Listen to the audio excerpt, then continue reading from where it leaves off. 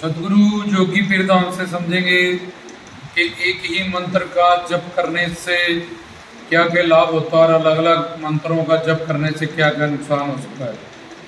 तो कई लोग क्या कहते हैं कि कुछ देर माँ का मंत्र, कुछ देर शिव का मंत्र, कुछ देर विष्णु जी का मंत्र, या कुछ देर गुरु मंत्र या कोई और मंत्र, इस तरह से साधना करते हैं अलग अलग मंत्रों की।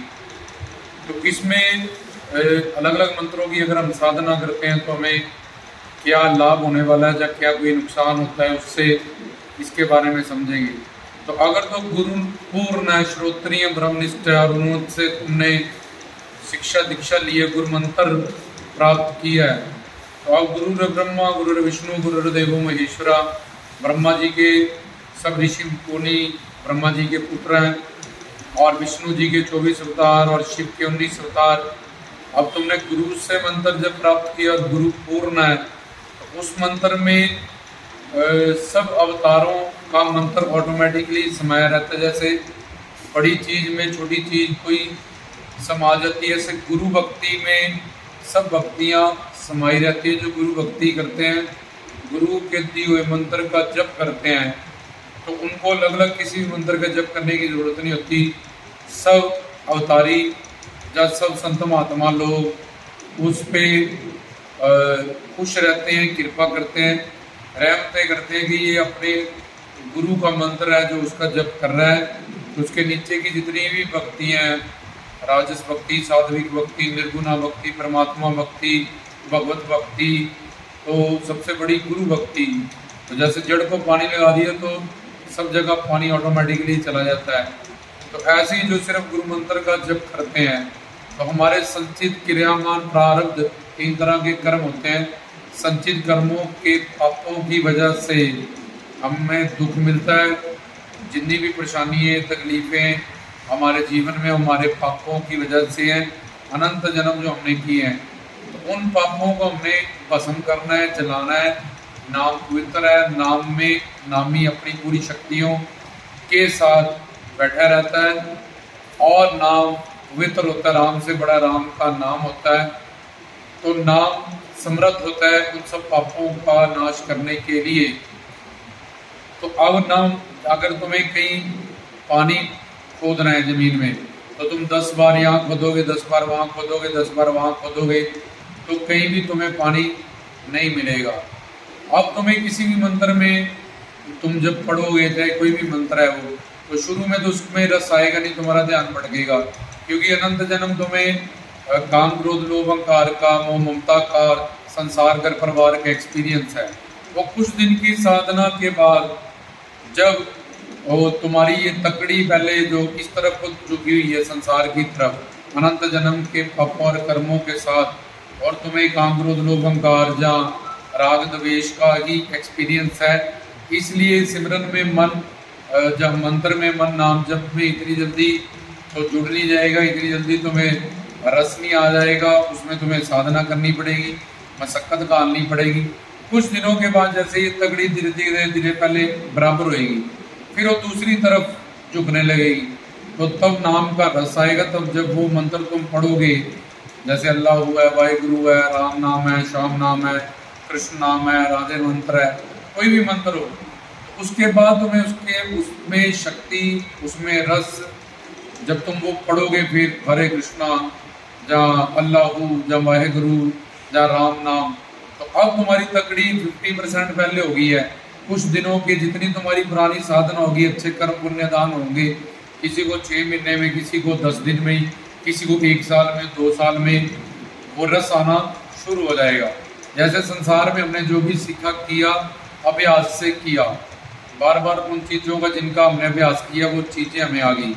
ऐसे ही तुम गंदी गंदी चीज़ों का अभ्यास करो, सिगरेट का, शराब का, तो 40 दिन बाद या कुछ दिनों बाद वो तुम्हारे साथ इस तरह से जुड़ जाती हैं तुम्हारी खोपड़ी के साथ कि तुम्हारा दिमाग उसकी डिमांड करना शुरू हो जाता है कि मैं उसके बिना नहीं रह सकता, उसकी कमी खलने लगती है। ऐसे ही जो निरंतर सिमरन करते हैं, तो पुरानी साधना भी, सात्विक गुण भी जब, और पुराने अच्छे कर्म और अच्छा प्रारब्ध जब साथ में जुड़ता है, तो किसी को 10 दिन, किसी को 6 महीने, किसी को 2 महीने, किसी को 1 साल के बाद ये तकड़ी उसकी बैलेंस होती है और फिर उसको रस आना शुरू होता है, अब वो नाम के बिना नहीं रह पाएगा। इसलिए चलते फिरते उठते बैठते हमेशा नाम अभ्यास में ही रहना चाहिए, करते रहना चाहिए, क्योंकि अनंत जन्म के अनंत पाप हैं जिसके कारण सिमरन में मन नहीं रख रहा है, जब दुख पा रहे हैं। अगर हम सोचें बैठे भले ना आए तो आए, ये करें वो करें, तो इतनी देर में मन इनकारी हो जाता है और सारा दिन वैसे ही बीत जाता है। इसलिए हमेशा चलते फिरते उठते बैठते कुछ भी करते हुए नाम जप करते रहे, ताकि अनंत जन्म के जो पाप है वो 15-20 मिनट बैठने से या 1 घंटा बैठने से दो तो भस्म होने वाले नहीं है, वो अनंत है। तो इसलिए निरंतर ही नाम जप से जुड़े हुए रहना चाहिए। अब अगर वो अलग अलग मंत्रों से जुड़ रहा है तो कहीं 10 फुट खोद रहा है, कहीं 20, कहीं 30 खोद रहा है, अब ये मंत्र पढ़ लिया वो पढ़ लिया, तो वो गहराई में जा नहीं पाएगा, कभी उसको पानी मिलेगा नहीं। ऐसे ही उसके जो संचित कर्मों के पाप हैं, जो अंतरी उसके अंदर उसकी जड़ें पड़ी हैं, वो वहाँ उस गहराई तक नहीं पहुँच पाएगा और उसके वो पाप नहीं भस्म हो पाएंगे, वो ऊपरी ऊपरी साधना तक ही रह जाएगा। जब एक मंत्र की कमाई नहीं करेगा तो जैसे मैंने पहले बताया कि उसकी वो तकड़ी जो है वो पहले बराबर होना, फिर झुकना, रस आना, फिर उसके बिना उसको आदत लग जाना नाम सिमरन की, ये सब चीज़ें उसके जीवन में नहीं होगी।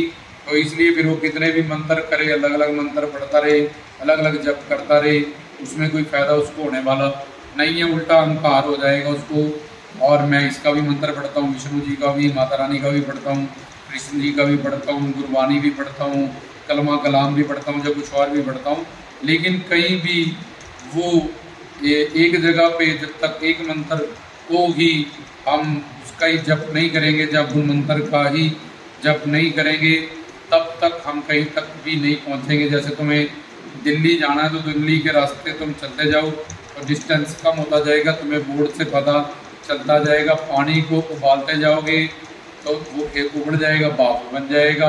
लकड़ियों को घिसते जाओगे तो फिर तुमने घिसा रख दिया, या विष्णु जी का पढ़ा, माता रानी का पढ़ने लगे, अब कुछ और पढ़ने लगे कुछ, तो सिर्फ लकड़ियाँ गर्म होंगी, उसमें से आग नहीं निकलेगी। ऐसे ही पानी को लगातार अगर तुम उबालते रहो, धरती को लगातार तुम खोजते रहो तो तुम्हें पानी मिल जाता है। ऐसे ही जो निरंतर अपने गुरु मंत्र का जप करते रहते हैं, गुरु मंत्र में सब मंत्रों का जप करने का अगर पूर्ण गुरु से तुम शिक्षा दीक्षा प्राप्त हुई है, तुम्हें ऑटोमेटिकली फल मिल जाता है। और तुम्हारी गुरु प्रणाली से तुमने उन महापुरुषों से लिया जो तुम्हारे गुरु और प्लस महापुरुष है, जिनका कनेक्शन तुम्हारा यही लोक और परलोक दोनों लोकों में है। इसलिए गुरु मंत्र का ही एक जप करें, जब भी वक्त मिले ज़्यादा से ज़्यादा जप एक ही मंत्र का, या जिस मंत्र में तुम ज़्यादा गहराई तक उतरते हो, या तुम ज़्यादा गहरे जाते हो, तो गुरु आज्ञा जब उनको बता के फिर उस मंत्र का जप करना, ये एक अलग बात है।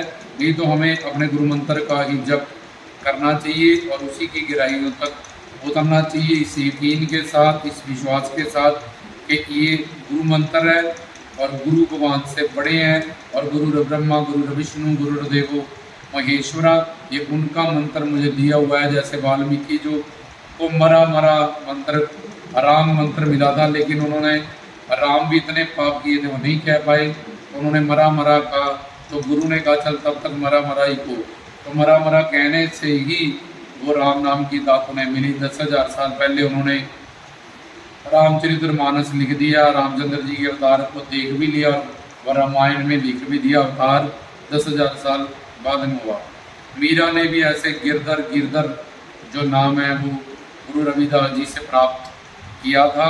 इसलिए जो भी गुरु मंत्र हम अपने गुरु पूर्ण सदगुरु से प्राप्त करते हैं उसका ही जप ज़्यादा करें, ताकि हमारे संचित कर्मों के जो पाप हैं वो भस्म हो, और इस पवित्र नाम से, भक्ति शक्ति से भरे हुए नाम से हमारा जीवन भी सफल हो, यही लोक और परलोक दोनों हमारे सफल हो। अलग अलग नाम जप अगर करोगे तो कहीं भी पहुंचोगे नहीं, और हर जन्म में तुमने ये सब कुछ किया है, अलग अलग मंत्र जप, ना किसी की पूजा। तो जहाँ भी तुम्हारी पुरानी साधना है, जहाँ तुम्हारी भक्ति है, जब पुराना मंत्र जप की कमाई है, तो अपने गुरु जो तुम्हारे हैं उनको सब पता होता है। गुरु ब्रह्मज्ञानी अंतर्यामी होती हैं, जो उन्होंने तुम्हें जप दिया है उसको ही करो, उसमें सारी शक्तियाँ, दिव्य शक्तियाँ समाई, और सब अवतारी, सब संत महापुरुष तुम्हारी सहायता करेंगे। स्पिरिचुअल सब पावर्स तुम्हारे साथ होंगी उस मंत्र के साथ, और उसकी कमाई से धीरे धीरे धीरे धीरे तुम्हें रस आने लगेगा। जैसे रस आ गया तुम्हें, अब तुम्हारे साथ वो जुड़ जाएगा।